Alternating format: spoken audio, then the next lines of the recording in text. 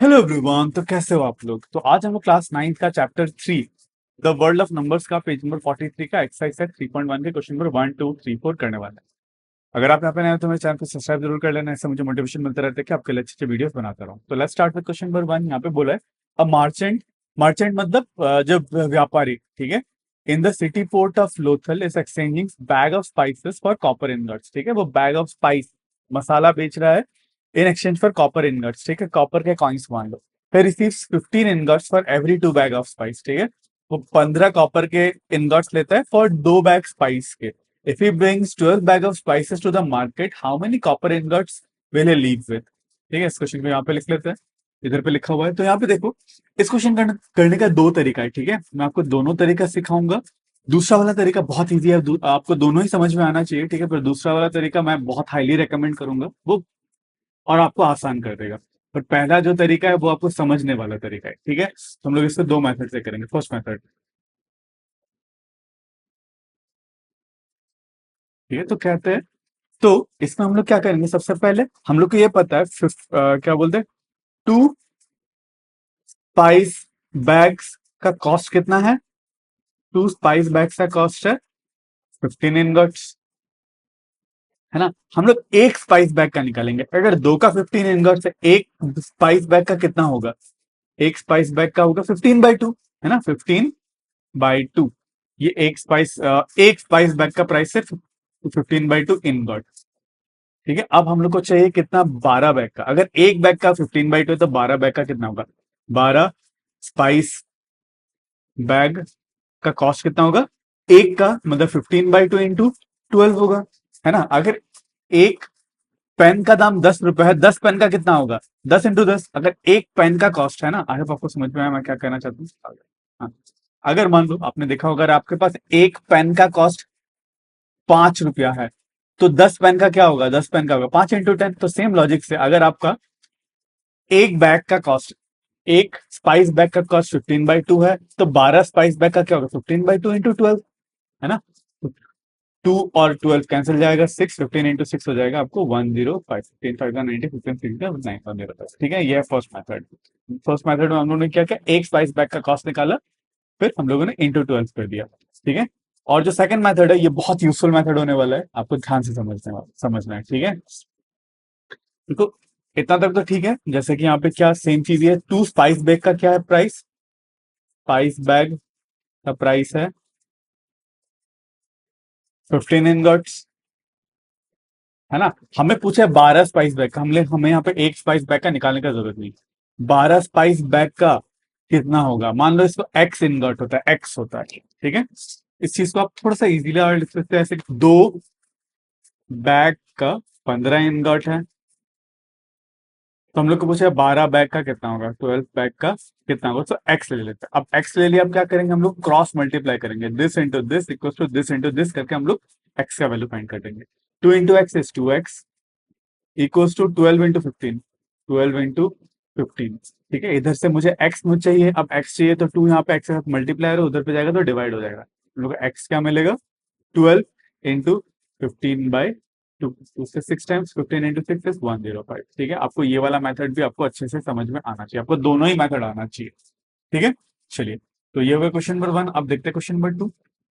यहाँ पे बोला है look at the sequence of numbers on one column of Ishango bone. ठीक है, ये हम लोग को सीक्वेंस दिखा था इशांगो बोन में, देखते हैं एक बार इशांगो बोन किधर है। ये ठीक है, यहाँ पे 11 ऐसे ग्रुप है, यहाँ पे 13 है, यहाँ पे 17 है, यहाँ पे 19 है।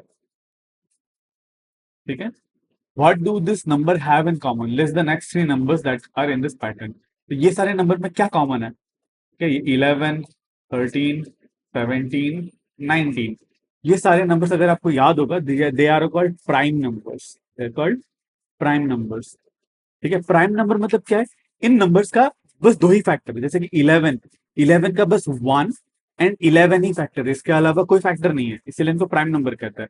जैसे कि मान लो 6, 6 तो प्राइम नंबर नहीं है, इसके फैक्टर क्या क्या है, एक तो 1 तो है ही, है ना, 2 भी इसका फैक्टर है, 3 भी फैक्टर है, और इसका 6 भी फैक्टर है। अब 6 के 4 फैक्टर होने से वो प्राइम नंबर नहीं होता, प्राइम नंबर का हमेशा दो ही फैक्टर होता है, एक तो 1 और वो नंबर खुद ही। ठीक है, 6 is not a prime factor but 13 is prime number. ठीक है, 13 का भी देखो, अगर 13 13 बस 1 से डिविजिबल है और 13 से डिविजिबल है। सेम में 17 बस 1 से डिविजिबल है और 17 से डिविजिबल है। ठीक है, सेम वे में 19 भी 1 से और 19 से ही डिविजिबल है। ठीक है, they are all prime number. अब पूछा इसी सीक्वेंस का अगले तीन हम लोग को नंबर बताना है। ठीक है, अब देखो जैसे कि 19 हुआ, हम हमारे सीक्वेंस में क्या चले, 11 13 17 19। ठीक है, 11 13 17 19। ठीक है, तो इसमें और आपको प्राइम नंबर, अगला जो प्राइम नंबर मिलेगा वो है 23, है ना। आप बहुत सारे लोग सोच रहे हो 21 भी तो होगा, पर 21 का देखो 1 भी फैक्टर है, 3 भी फैक्टर है, 7 भी फैक्टर है, और 21 फैक्टर, 4 फैक्टर, तो 21 नहीं होगा, 21 प्राइम नहीं है। ठीक है, 23 है। 23 के बाद अगला प्राइम नंबर आएगा, दैट वुड बी 29। ठीक है, 27 नहीं होगा, 27 इज अ कंपोजिट नंबर, उसके बहुत सारे फैक्टर है, और इसके 29 के बाद अगला नंबर होगा 31। ठीक है, चलिए, तो ये हो गया क्वेश्चन नंबर 2। देखते हैं क्वेश्चन नंबर 3। यहाँ पे बोला है we know that natural numbers are close under addition. Close मतलब क्या है, देखो जैसे कि एक नेचुरल नंबर 1 + 2, 1 + 2 लिया तो हम लोग को क्या मिलता है 3, है ना। मैंने यहाँ पे क्या किया, देखो ये एक नेचुरल नंबर और ये एक नेचुरल नंबर, दो नेचुरल नंबर को ऐड किया तो मुझे तीसरा जो नंबर मिला ऐड करने पे, वो भी नेचुरल नंबर है। This is called close under addition. कोई भी दो नेचुरल नंबर लो, उनको ऐड करो तो आपको नेचुरल नंबर ही मिलेगा। जैसे कि 5 + 4 आपको हमेशा 9 मिलेगा। यहाँ पे ये भी नेचुरल है, ये भी नेचुरल है, ये भी नेचुरल, तीनों ही नेचुरल है। तो this is called close under addition. ठीक है, और वैसे ही पूछा है कि the sum of two natural number is always a natural number. They are close under, are they close under subtraction? Provide a couple of example to justify your answer. क्या ये subtraction में भी closed है? ठीक है, देखते हैं कि लेट्स से हम लोग दो नंबर लेते हैं सब्सट्रैक्शन के लिए, पहले लेते हैं 4 और दूसरा लेते हैं -2। 4 - 2 क्या होता है, 2 होता है। ये नेचुरल है, ये भी नेचुरल, ये भी नेचुरल है। ठीक है, और एग्जांपल लेके देखते हैं, जैसे कि 11 -4 करते हैं, 11 - 4 ये भी नेचुरल है, ये भी नेचुरल है, माइनस करने पे क्या आ रहा है, 7 आ रहा है। ठीक है, और एग्जांपल देखते हैं। इस बार क्या करूंगा, देखो वहां पे मैंने बड़ा नंबर फिर छोटा नंबर, बड़ा नंबर फिर छोटा नंबर, इस बार क्या कर दूंगा मैं, छोटा नंबर 4 - 6, छोटा नंबर माइनस बड़ा नंबर कर देता हूँ। 4 - 6 क्या आता है आपका, -2। इस बार -2 क्या है, नेचुरल नेचुरल नंबर नहीं है। तो हम लोग ये कह सकते हैं कि जो सब्सट्रैक्शन है वो क्लोज कब होता है, जब पहला नंबर दूसरे नंबर से बड़ा होता है। मतलब a - b will be closed under subtraction if a greater than b। अगर a जो है b से बड़ा हुआ तो क्लोज हो जाएगा। if a is less than b, अगर पहला वाला नंबर छोटा है, नॉट क्लोज अंडर सब्सट्रैक्शन, है ना। a लेस देन b होगा तो नॉट क्लोज अंडर सब्ट्रैक्शन। ठीक है, आपको आई होप आपको ये क्लियर है। चलिए, अब देखते हैं क्वेश्चन नंबर 4। यहाँ पे बोला है ancient Indians use the joints in the finger to count.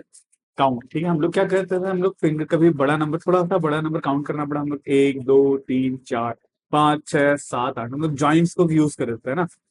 9 10 11 12 13 14 15 16। ठीक है, उसके बाद क्या बोला है, ईच फिंगर हैज 3 जॉइंट्स। ठीक है, कैसे जॉइन करते हैं वो बताया, practice seen still seen today.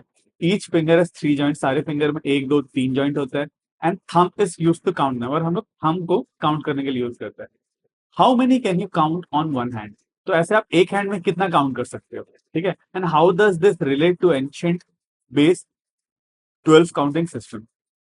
ठीक है, तो एंशिएंट बेस 12 काउंटिंग सिस्टम के साथ ये कैसे रिलेट करता है। ठीक है, अब देखिए यहाँ पे थोड़ा सा मैं बहुत ज्यादा हैप्पी नहीं हूँ इस क्वेश्चन से। देखिए हम लोग जो काउंट करते हैं जनरली कैसे काउंट करते हैं, कि हम लोग क्या करते हैं कि जैसे कि ये नंबर हुआ 1 2 3 4, है ना, हम लोग इस टॉप को भी काउंट कर लेते हैं, 4 5 6 7 8 9 10 11 12 13 14 15 16। तो हम लोग 16 के बेसिस में काउंट करते हैं। बट ये क्या एज्यूम कर रहा है कि हम लोग बस जॉइंट्स को ही काउंट कर रहे हैं, मतलब 1 2 3 4 5 6 7 8 9 10 11 12, अगर बस जॉइंट्स को काउंट करें तो हम लोग 12 जॉइंट कर पाते हैं। इसीलिए रिलेशन पूछा है एंशिएंट इंडिया से क्या रिलेशन हो सकता है। ठीक है, आई थिंक मेरे हिसाब से बेस 16 हम लोग यूज करते थे, हम लोग इस टॉप को भी, जॉइंट को, जॉइंट के अलावा ये एजेस को भी हम लोग गिन लेते थे। ठीक है, तो अगर हम लोग 16 को अभी भूल जाए, है ना, अगर ये लोग चाहते हैं कि हम लोग 12 भी काउंट करें, है ना, हम लोग बस यही अगर यूज करें, तो आप देख सकते हो कि एंशिएंट सिस्टम में क्या है, 12 का हम लोग काउंटिंग सिस्टम यूज करते थे, क्योंकि हमारे उंगलियों में टोटल 12 जॉइंट्स ऐसे मिलते थे, इसलिए हम लोग 12 के बेसिस में काउंटिंग करना हमको इजी लगता था। ठीक है, तो हम लोग कोई भी काउंट कह देते हैं, हम लोग बेस का 12 कह देने से मतलब एक पाम। ठीक है, अब एक पाम में 12 जॉइंट्स, तो 12 जॉइंट मतलब हमारा क्या हो जाता था, एक काउंट हो जाता था। तो वैसे अगर आपको सुना होगा आपको डजन, ठीक है, डजन काउंटिंग सिस्टम हो सकता है वैसे है, एक डजन में कितने होते हैं, 12 होता है। ठीक है, हो सकता है वो डजन जो है इसी 12 से आया होगा, 1 2 3 4 5 6 7 8 9 10 11 12। ठीक है, how does this relate to ancient based पर काउंटिंग सिस्टम। ठीक है, तो this is how it relates. ठीक है, डजन आपने देखा होगा, अभी भी हम लोग 12, एक डजन अंडे मतलब 12 अंडे लेते रहे। ठीक है, चलिए, तो नेक्स्ट वीडियो में हम लोग स्टार्ट करेंगे इसका next topic, that is the revolution of शून्य व्हेन नथिंग बिकेम समथिंग। अगर आपको इस वीडियो से थोड़ा सा भी नॉलेज मिला तो मेरे वीडियो को लाइक जरूर करना और मेरे चैनल को सब्सक्राइब जरूर करना। तो मिलते हैं अगले वीडियो में।